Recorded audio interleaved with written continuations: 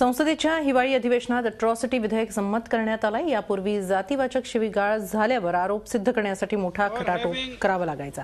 मात्र या कायद्यामुळे अट्रॉसिटीच्या खटल्यांना वेग मिळणार असून तक्रारीची दखल न घेणाऱ्या अधिकाऱ्यांना तुरुंगात टाकण्याची तरतूदही यात करण्यात आली आहे। बघूया नव्या कायद्यातील तरतुदी काय आहेत। जघन्य अपराधों में व्यक्ती ओळखीची असल्यास त्याची जात माहीत असल्याचं गृहीत धरलं जाईल। SC/ST व्यक्तीची तक्रार नोंदवून न घेणाऱ्या अधिकाऱ्यास 6 महिने ते 1 वर्षाचा तुरुंगवास। तोंडी तक्रार केल्यास सही करण्यापूर्वी फिर्यादी व्यक्तीला तक्रार वाचून दाखवणं सक्तीचं। नोंदवलेल्या तक्रारीची किंवा गुन्ह्याची अधिकृत प्रत देणं ही बंधनकारक। प्रत्येक जिल्ह्यात विशेष न्यायालय।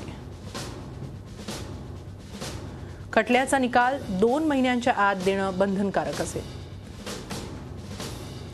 आव्हान याचिकांवर हायकोर्टांनाही 3 महिन्यात निकाल द्यावा लागेल।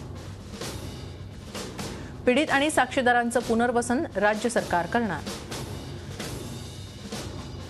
आणि हे देखील गुन्हे असतील। गळ्यात चपलांचा हार घालणं, बळजबरीनं आणि चुकीच्या पद्धतीनं जमीन बळकावणं,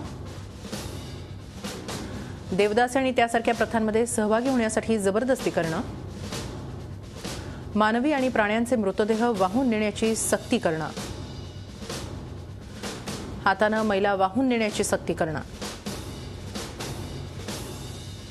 विशिष्ट व्यक्तीला अथवा पक्षाला मतदान करण्याची किंवा न करण्याची सक्ती करणं, जातीचा किंवा आदिवासी जमातीचा सार्वजनिक ठिकाणी उल्लेख करून हिणवणं, ख्यातनाम आणि आदरणीय मृत व्यक्तींच्या नावाचा अनुल्लेख करणं, सामाजिक आणि आर्थिक बहिष्काराची धमकी देणं किंवा प्रत्यक्षात तसं घडवून आणणं हे देखील आता गुन्हे असतील। झी 24 तास रहा एक पाऊल पुढे।